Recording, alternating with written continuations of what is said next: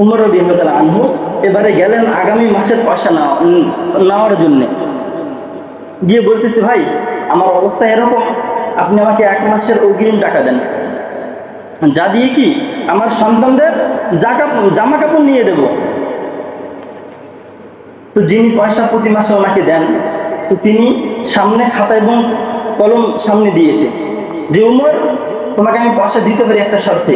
এই উমর, তুমি ওই খাতার মধ্যে লিখে দাও যে তুমি আগামী 1 মাস বেঁচে থাকবা। যদি আগামী 1 মাস বেঁচে থাকো, এই গ্যারান্টি দিতে পারো, তো উমর নাও।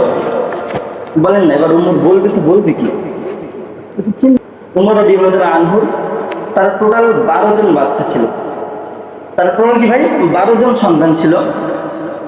তো ঈদের আগে যেমন আমাদের বাচ্চা কাছে কি করে, যদিও বাপ হিসেবে বলতে যদি নাও পারে, তো তার কি মাকে বলে যে আম্মা যান, আব্বাকে বলেন না ঈদ আসতেছে, জামা কাপড়ের ব্যবস্থা করে দিই, বলে কিনা ভাই?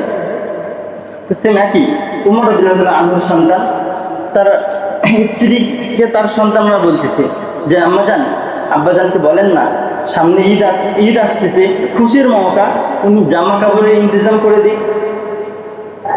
তো তার উমর রাদিয়াল্লাহু আনহু, তার বিবির নাম ছিল ফাতিমা। এবারে তার বিবি উমর রাদিয়াল্লাহু আনহুকে বলতেছে যে স্বামী, সন্তানরা জামা কাপড় চাইতেছে, সন্তানের জামা কাপড়ের ব্যবস্থা করে দিতে হইতো।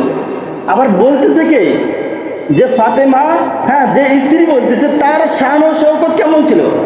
বলা হয়েছে যে ফাতেমা, তার দাদু তিনিও শাসক ছিল, তার যে ভাই ছিল 4 জন, 4 ভাইও শাসক, এমনকি তার স্বামী সে পর্যন্ত শাসক। উমর রাদিয়াল্লাহু আনহু তিনি তো নিজেই কি শাসক।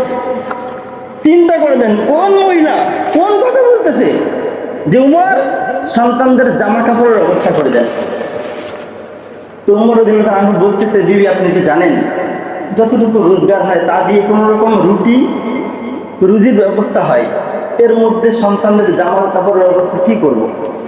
এর মধ্যে সন্তানদের জামা কাপড়ের ব্যবস্থা কি করব? এবারে বিবি নিজেই পরামর্শ দিচ্ছে, ও স্বামী একটা কাজ করো, আপনি প্রতি মাসে যে যতটুকু টাকা পান, এই মাসের টাকাটা আপনি অগ্রিম নিয়ে আসেন। এই মাসের কি আগামী মাসের টাকাটা আপনি কি অগ্রিম নিয়ে আসেন, ওই দিয়ে সন্তানদের জামা কাপড় নিয়ে দেন। আর বাকি পরবর্তী মাস যে চলবো, আমি নিজেই ঘরে বসে রুটি রোজগারের কিছু একটা ব্যবস্থা নেব। উমর রাদিয়াল্লাহু আনহু এবারে গেলেন আগামী মাসের পয়সা নেওয়ার জন্যে।